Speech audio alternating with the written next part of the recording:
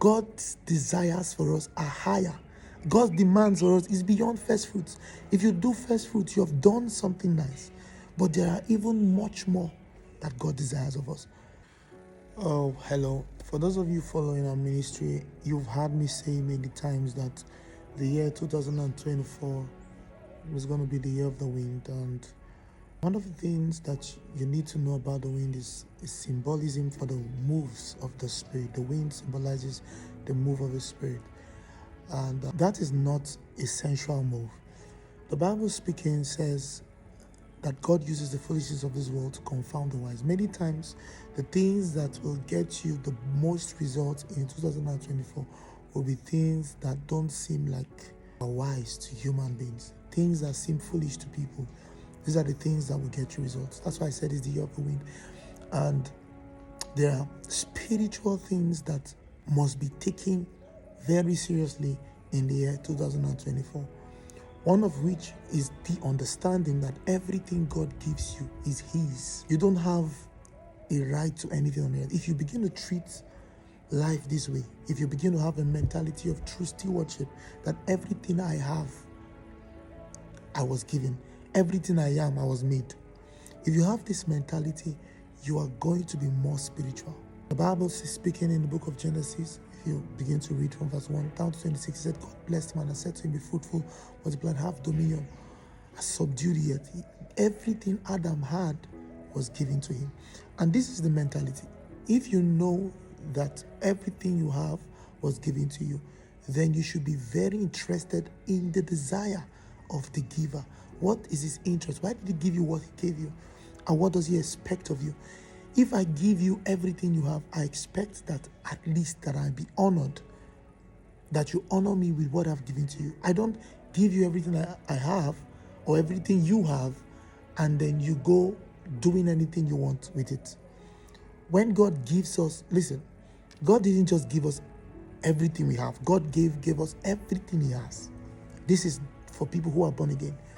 And so it is only right, it's only wise that we respond back to God in honor of what He has given us. I'm going to talk about this issue of first fruits.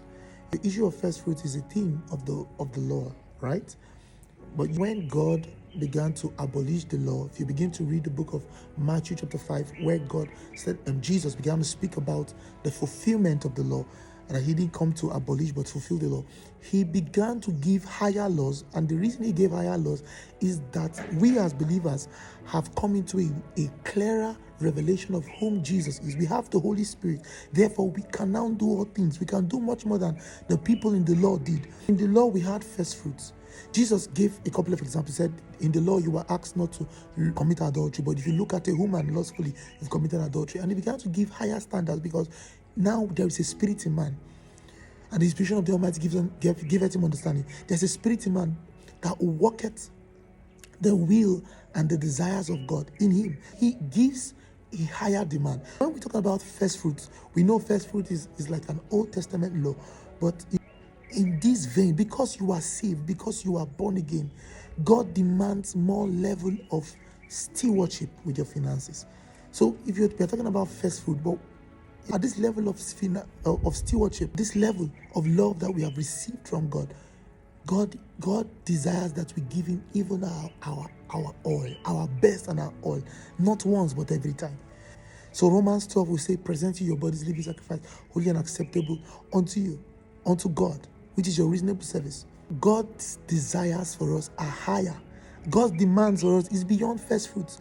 If you do first fruits, you have done something nice.